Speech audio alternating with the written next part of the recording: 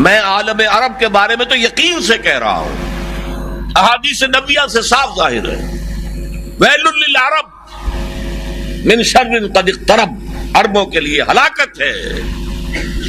حدیث میں آتا ہے کہ ایک شخص کے 100 بیٹے ہوں گے تو 99 مر جائیں گے، ایک بچے گا۔ سب سے بڑے مجرم وہ ہیں، ان کی مادری زبان میں اللہ کا کلام، اور انہوں نے اللہ کے کلام کے پیچھے اپنے آپ کو نہیں لگایا، اسے اپنا امام نہیں بنایا۔ کہتے ہیں وَاجْعَلْهُ لَنَا إِمَامًا وَنُورًا وَهُدًى، اسے ہمارا امام بنا دے۔ تم بناؤ گے تو بنے گا نا امام، بنانے کو تیاری تھی، دعائیں مانگ رہے ہیں بڑی لمبی لمبی 1 گھنٹے کی دعا جو ہے حرمین کے اندر مانگی جا رہی ہے تراویح کے بعد اور ختم قرآن کے بعد، یہ دعائیں تمہارے منہ پر دے ماری جاتی۔ ہو کون تم؟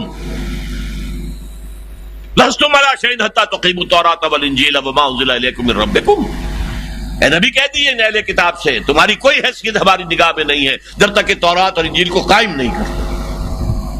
یہی بات اپنے بارے میں سمجھیے، یا علی القرآن لستم علی شیء حتی تقیموا القرآن، جب تک قرآن کے نظام کو قائم نہیں کرتے تمہارا منہ نہیں ہے کہ ہم سے دعا کرو، دفع ہو جاؤ۔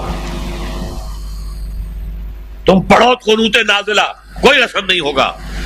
ڈھاکہ فال ہو گیا، روتے رہے، چیخ چیخ کر پکارتے رہے، حرمین میں پکارتے رہے، سنا اللہ نے۔ ابھی مرا ہے وہ جگجیت سنگھ اروڑا، جس کے سامنے یوتی الجزیۃ عن ید وہم صاغرون، آپ کے جرنیل ٹائیگر نے اپنا جو ہے ریوالور پیش کیا تھا۔ جگجیت سنگھ اروڑا یہی کا تھا، گجرانوالے کا۔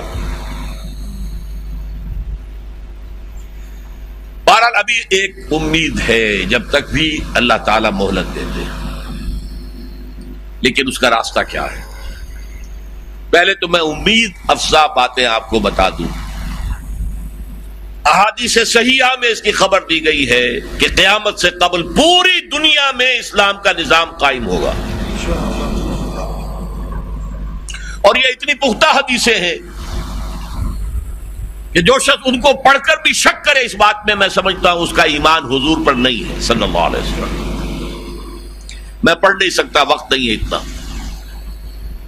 لیکن ہم نے نوید خلافت کے نام سے 4 ورقہ بہت لاکھوں کی تعداد میں شائع کیا ہے۔ غلطی ہوئی ہے، آج بھی مجھے لے آنا چاہیے تھا 200-400 آپ کو تقسیم کرنے کے لیے۔ دوسرے اشارے ہیں، یہ پہلی بات تو ایسی ہے 100% کہ جس میں شک نہیں مجھے، جتنا مجھے یقین ہے کہ مجھے موت آئے گی، اور جتنا مجھے یقین ہے کل صبح سورج طلوع ہوگا، اتنا ہی یقین ہے کہ پوری دنیا پر اللہ کے دین کا غلبہ ہوگا۔ اس وقت یہودی اور عیسائی اسلام کو مٹانے پر تل گئے۔ عیسائی یہودیوں کے اعلی کار ہیں، اصل جو یوز کر رہے ہیں انہیں وہ یہودی زائنسٹ، اور یہودیوں کا اصل اعلی کار West, white Anglo Saxon Protestants, برطانیہ کے لوگ اور USA کے پروٹیسٹنٹس، جنہیں کہا جاتا ہے کرسچین زائنسٹ۔ یہ زائنسٹ ہیں، یہودی ہیں اگرچہ عیسائی ہیں،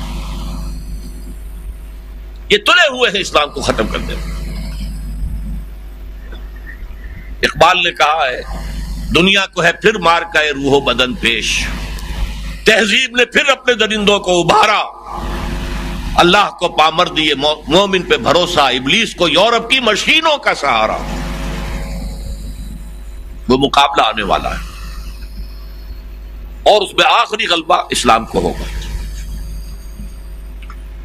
اس کے لیے پہلے کسی عرب سے مشرقی علاقے کے اندر نظام خلافت قائم ہوگا۔